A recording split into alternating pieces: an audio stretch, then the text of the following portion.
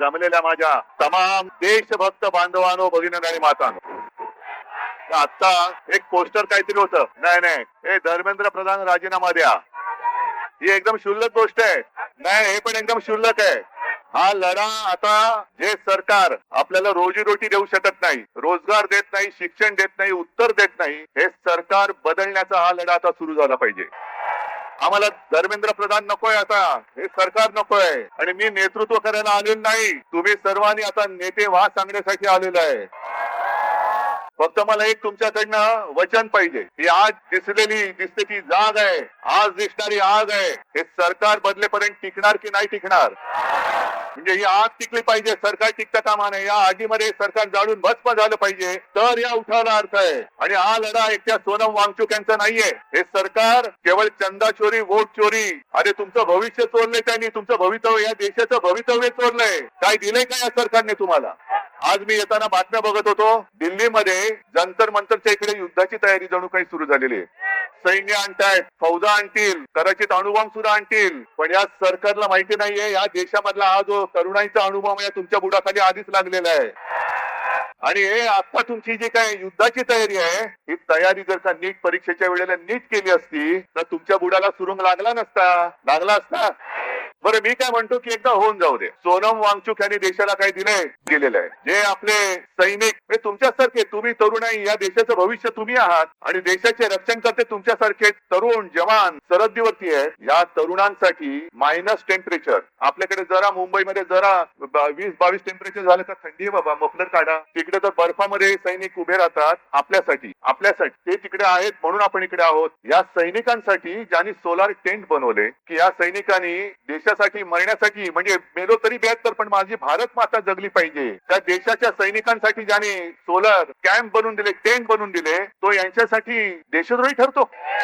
हा देशद्रोही. तिथलं पाण्याची टंचाई लक्षात घेऊन ज्यांनी आईस फाउंटन तयार केले, असा हा पर्यावरणवादी, असा हा शास्त्रज्ञ, हा यांच्यासाठी देशद्रोही. मग नेमकं देशप्रेम आहे तरी कुठे? देशप्रेम कोण आहे? कुठे? हे यांचं देशप्रेम नाही, अदानीचे सगळे प्रेमी, यांचे सगळे उद्योगपतींचे प्रेमी आहेत. पण काल काही गोष्टी तुम्हाला कळल्या पाहिजे. काल मी नागपूरला गेलो होतो मंदिर लुटीच्या विरुद्ध सगळ्यांना जागा करायला. आणि नागपूरमध्ये गेल्यानंतर साहजिकच आहे, कोणाचं केंद्र आहे तिकडे? राष्ट्र संघ. बघा, गंमत कशी आहे की या संघाने या कालच्या मे महिन्यामध्ये एक स्टेटमेंट दिले त्यांच्या त्या होसबळेनी, की पाकिस्तान बरोबर चर्चा केली पाहिजे. पाकिस्तान बरोबर, जो पाकिस्तान आपल्या देशात आतंकवादी घुसवतोय, बॉम्बस्फोट करतोय, सगळं काही करतोय, अतिरेकी हल्ले करतोय, त्याच्याबरोबर चर्चेचे दरवाजे खुले ठेवले पाहिजेत. आणि मोहन भागवतना विचारले तर मोहन भागवत म्हणतात की होय बरोबर आहे, हम हिटलर जैसे नहीं है. अहो भागवत साहेब, हे हम हिटलर जैसे नाहीये, तुमच्या मोदींना सांगा. आणि पाकिस्तान बरोबर चर्चेची तयारी आहे, मग वांगचुक बरोबर का नाही करत? जो देश आपल्या सैनिकांचे बळी घेतोय त्याच्याबरोबर चर्चा, आणि जो माणूस आपल्या सैनिकांसाठी सोलार टेंट बनवतोय, अरे त्याच्या बुद्धिमत्तेचा वापर करून घ्या या देशासाठी. अशी माणसं होत नाहीत परत अशी माणसं होत नाहीत. मग हे सगळं आहे जे काय बघतोय ना, आज सगळे तिकडे पोलीस फाटा वगैरे आणतायत, कोणासाठी आणताय? अरे एवढे घुसवा ना, तर 5 व्याप्त काश्मीरमध्ये का नाही घुसवत तुम्ही? माझ्या नौजवान सगळ्या तरुण आणि या तरुणाई विरुद्ध तुम्ही आणखीन जे देशाच्या रक्षणासाठी सैन्यात जमा झालेले, ते भरती झालेले तरुण वापरणार, मग तरुणांनाच तरुणाच्या विरुद्ध उभे करणार, आणि तुम्ही काय तिकडे जिल्ब्या पडत बसणार, ढोकळा खात बसणार. आता काही जण मला विचारतात, मैं मेलोडी खाओ खुद जान जाओ, तो फिर मुझे बात करने की क्या बात है? आप जाओ उधर, मेलेडी ले लो और सब खुद जान जाओ, जो भी जानना है जान लो, समझ जाओ. मैं तिकडे चॉकलेटच्या गोळ्या आणि आमच्या तरुणा बंदुकीच्या गोळ्या. नाही, हे सरकार, म्हणून मी म्हंटल ना, आहोत ना आम्ही हिंदुत्ववादी आहोतच, पण कट्टर देशाभिमानी हिंदू आहोत. धर्माच्या आधारावरती केवळ शेंडी जानवाचं हिंदुत्ववाले आम्ही हिंदू नाही आहोत, आम्ही देशभक्त हिंदू आहोत. आणि म्हणून मी काल मोहन भागवतना जे विचारलं की आज जे काही देशात चालू आहे, हेच तुमच्या कल्पनेतल्या हिंदू राष्ट्रामध्ये बसतंय का? हे तुमचं हिंदू राष्ट्र आहे? हे हिंदू राष्ट्र आम्हाला अपेक्षित नाही. आमच्या हिंदू राष्ट्रामध्ये देशभक्ती ही महत्वाची आहे. मग तो कोणत्याही जातीपाती धर्माचा असू दे, जो या देशावरती प्रेम करतो तो आमचा आहे. पण गंमत कशी आणखीन असते ती बघा. काही वर्षांपूर्वी, म्हणजे ज्यातनं भाजप सरकारचा जन्म झाला, अर्थात त्याच्यामध्ये पापी आम्ही सुद्धा होतो, पण अण्णा हजारे हे उपोषणाला बसले होते. लक्षात आहे तुमच्या? काय प्रसिद्धी मिळाली होती, जणू काय संपूर्ण जग तिकडे एकवटलं होतं. पण त्यावेळेला अण्णांना कोणी देशद्रोही नव्हतं म्हटलं, अण्णांना कोणी चीनचा हेर किंवा हस्तक नव्हतं म्हटलं. अण्णा काय बोलतायत हे विचारण्यासाठी तत्कालीन मनमोहन सिंग सरकारने 4-5व्या दिवशी त्यांचा माणूस पाठवला होता, विलासराव देशमुखांना पाठवलं होतं. मग ही माणुसकी आज मोदी सरकारमध्ये का नाहीये? आमचा लढा हा माणुसकीसाठी आहे. पण अण्णा हजारेंना सुद्धा असं उचलून चादरी बिदरी आणून, अरे काय अतिरेकाला उचलताय तुम्ही? आणि चादरी कशासाठी पाहिजे? मोदी सरकारला सांगतो की तुम्ही चादरीने वांगचुकना जरी झाकला असेल तर तुम्ही सत्य झाकू शकत नाहीत, आणि तुमच्या पापावर तर पांघरून अजिबात घालू शकत नाही. तुमचं पाप उघड झालेलं आहे. किती झाका, तुमचा पापाचा कोंबडा हरवणारच आहे. पण अण्णांच्या वेळेला जसं मनमोहन सिंग सरकारने लगेच 4-5व्या दिवशी दूध पाठवला होता, का नाही पाठवला मोदी सरकारने? काय धर्मेंद्र प्रधानला एवढं काय सोनं लागलेलं आहे? काय तरुण मुलांची आणि मुलींची काय मागणी आहे? एक तर शिक्षणाचा, स्वतःच्या शिक्षणाचा पत्ता नाही, त्याच्यामुळे शिक्षणासाठी किती मेहनत करावी लागते हे यांना माहिती नाही. अभ्यास म्हणजे काय असतं हे जर माहिती नाही तर अभ्यास करून परीक्षेला जाताना पेपर फुटल्यानंतर काय होतं या यातना होणार कशा? डिग्री खोटी आहे ना याची. नाही, आता डिग्री खरी का खोटी हा सुद्धा प्रश्न आहे. त्याच्यामुळे ह्या यातना, आणि आज तुम्ही जर का बघाल तर तरुण मुलं मुली तर आहेतच, पण मी सोशल मीडियावरती बघतोय त्यांचे आजी आजोबा सुद्धा आलेले आहेत, आई वडील आलेले आहेत. याचं कारण असं की मला नाही शिकता आलं, पण माझ्या मुलांनी शिकलं पाहिजे, माझ्या मुलीने शिकलं पाहिजे. मोदी सरकारची जी गोष्ट आहे, मुलगी शिकली, प्रगती झाली, अरे पण शिकून परीक्षेला गेली आणि पेपर फुटला, ती मुलगी आत्महत्या नाही करणार, मुलगा आत्महत्या नाही करणार. मग एवढ्या मुलांनी आत्महत्या केल्या तरी एक धर्मेंद्र प्रधान तुम्ही डोक्यावर घेऊन नाचताय. मग धर्मेंद्र प्रधानला असं काय सोनं लागलेलं आहे? बरं, अण्णा हजारेंचा एक विषय झाला, पण या घराणेशाही बद्दल आणखीन एक सांगतो. आज सोनम वांगचूक उपोषणाला बसलेत तिकडे, पण सोनम वांगचूक यांचे वडील सुद्धा, त्यांनी सुद्धा उपोषण केलं होतं. माहितीये तुम्हाला किती जणांना? कोण गेलं होतं त्यांच्याकडे बोलायला? म्हणजे भाजपच्या लेखी हुकुमशाह असलेल्या इंदिरा गांधी सोनम वांगचूक यांच्या वडिलांना भेटायला लडाखला गेल्या होत्या, तरी हे तिकडे दिल्लीत राहून दिल्लीतल्या दिल्लीत भेटायला न जाणारे मोदी आणि शहा हे लोकशाही, आणि इंदिरा गांधी हुकुमशाह. एक मिनिट, हा गली गली में शोर आहे, बरोबर आहे, पण तुम्ही जिथून जिथून आलाय, कुठल्याही गल्लीत आला असाल, कुठल्याही गावात आला असाल, त्या गल्ली गल्लीमध्ये तुम्हाला शोर करावा लागेल, तुम्हाला आवाज उठवावा लागेल. मला जे प्रश्न विचारत होते त्यांना मी हेच सांगतोय की तुम्ही दिल्लीला जाणार का? हो, वेळ येईल तेव्हा मी नक्की जाईन, पण मी एकटा गेलो असतो तर फरक नसता पडला. आज हे सगळे एवढे जण इकडे जमलेत, आता महाराष्ट्र आज तिकडे उभा आहे, आणि हे आंदोलन आता फक्त जंतर मंतर पुरतं मर्यादित ठेवायचं नाही. देशातल्या प्रत्येक कानाकोपऱ्यामध्ये काय तुमची गोष्ट नाही. आणखीन काय बोललात? गली गली में. बरं, आणखीन एक गोष्ट, इकडे महिला आलेल्या आहेत, इकडे बऱ्याचशा महिला आहेत. महिलांनी मला पटकन सांगायचं, आपल्या घरात जरा थांबा नाही, आपण साधारणतः आपण साधी माणसं आहोत. आपल्या घरामध्ये साधारणतः असं मानलं जातं की साधी महिला ही झुरळाला घाबरते ना. अरे इकडे आमचा पंतप्रधान घाबरतो, आजचं सरकार घाबरतं. जगातला सगळ्यात मोठा पक्ष ज्याने भाड्याने माणसं घेतलेत, हे भाडकं वाचलं की असं होतं, भाड्याने म्हणजे माणसं चोरून पक्ष वाढवलं ना की असा पक्ष झुरळाला घाबरतो. आता कळलं मला की हा पक्ष झुरळाला का घाबरतो. हे सत्ताधारी झुरळाला का घाबरतात? कारण यांच्याकडे स्वतःची माणसं नाही आहेत, सगळी भाडकाऊ आहेत, चोरून आणलेली गद्दार आहेत. पण आता आपल्याला एक गोष्ट ठरवावी लागेल. माझं या शिवतीर्थावरून मोदी सरकारला आव्हान की तुम्हाला 1 नेशन 1 इलेक्शन घ्यायचे ना, आत्ता जाहीर करा. उद्या निवडणूक, देशाची निवडणूक आत्ता जाहीर करा आणि तयार आहोत.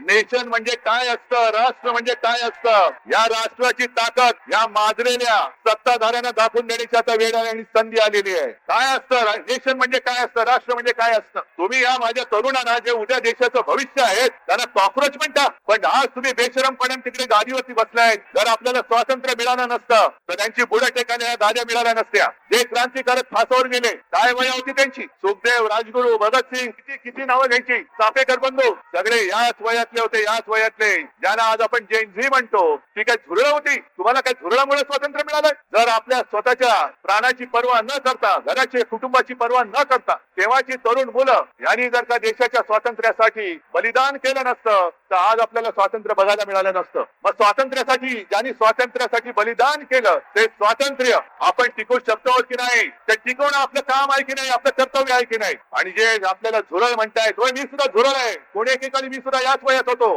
जर तुम्ही तरुण मुलांना झुरळ बोलत असाल तर झुरळांचे आई वडील सुद्धा झुरळच आहेत. हा देश काय झुरळांचा देश आहे? आपण आता ठरवलं पाहिजे की जो आपल्याला झुरळ म्हणतोय, जो आपल्याला न्याय हक्क नाकारतो आहे, या सगळ्या सत्तेला चिकटलेल्या गोचिडी आहेत. गोचिडी, मी आज त्या सत्तेला चिकटलेल्या ना गोचिडी म्हणतोय, जे सत्तेला चिकटून राहिलेत आणि लोकशाहीचं रक्त पितायत. या सत्तेला चिकटलेल्या लोकशाहीचं रक्त पिणाऱ्या गोचिड्या आपल्याला खेचून बाहेर काढाव्याच लागतील. आणि आजपासून आलेला सुरू होतोय. तिकडे जंतर मंतरला काय करतील सांगता येत नाही, कारण सगळं सैन्याची जमवाजमव सुरू झालेली आहे. इंग्रजांनी सुद्धा असं 100-150 वर्ष राज्य केलं होतं, पण देशातली जनता जेव्हा एकजुटीने रस्त्यावरती उतरली तेव्हा इंग्रजांना सुद्धा इथून पाय काढून पळावं लागलं होतं. तसंच त्यांना आपल्याला करावं लागेल. आणि आजपासून तुम्ही जिथे जिथे असाल, मी या माध्यमांच्या चॅनलच्या माध्यमातून संपूर्ण महाराष्ट्राला नव्हे तर देशाला विनंती करतोय, तुम्हाला जसं जमेल, तुम्हाला जसं झेपेल तसं हे स्वातंत्र्य जपण्याचं युद्ध आता सुरू करा. जिथे सभा घ्यायच्या सभा घ्या, जिथे मेणबत्त्यांचा मोर्चा काढायचा मेणबत्त्या मोर्चा, जिथे मशाल मोर्चा काढा, मानवी साखळी तर मानवी साखळी करा. पण जिथे जातील तिकडे सगळ्यांना कळलं पाहिजे की आता अब देश इन लोगों की बात मानने वाला नहीं है. आणि नवीन आणखीन एक तुम्हाला सांगतोय, अण्णा हजारेंच्या आंदोलनाच्या वेळेला या अशाच टोप्या केल्या गेल्या होत्या. काय लिहिलं होतं त्याच्यावर? मैं अण्णा हो, आता तुम्ही करायचं मैं देशभक्त हो. मी देशभक्त, मी अंधभक्त नाही. मी अंधभक्त आहे तो माझ्या भारत मातेचा आहे. मोदींचा अंधभक्त मी होऊ शकत, मी असणार नाही, कदापि नाही. आजपासून सुरू करा मी देशभक्त. जे मोदी भक्त असतील त्यांना तुमच्या समोर उभं राहायला भीती वाटली पाहिजे. एवढी देशभक्तांची ताकद या देशात आज सुद्धा आहे आणि ती उभी राहू शकते. आणि ती महाराष्ट्र उभी करू शकतो, संपूर्ण देश उभा करू शकतो. हे यांना दाखवून द्या. आज तुम्ही एवढ्या मोठ्या संख्येने आलेला आहात.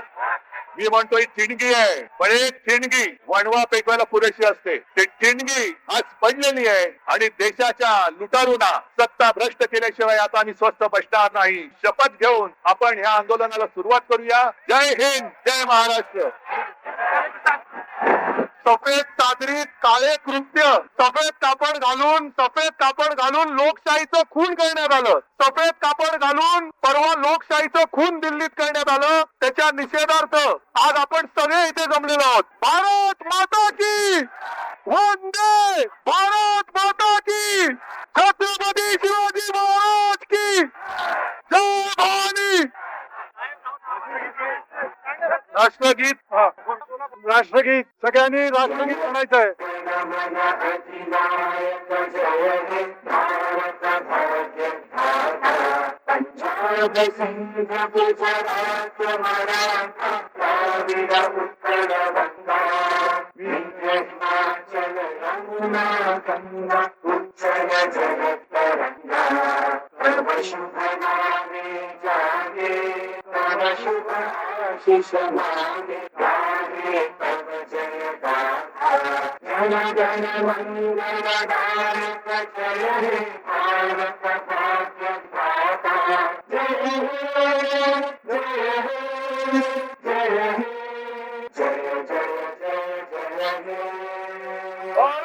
माता की, भारत माता की जय. वंदे मातरम, वंदे मातरम.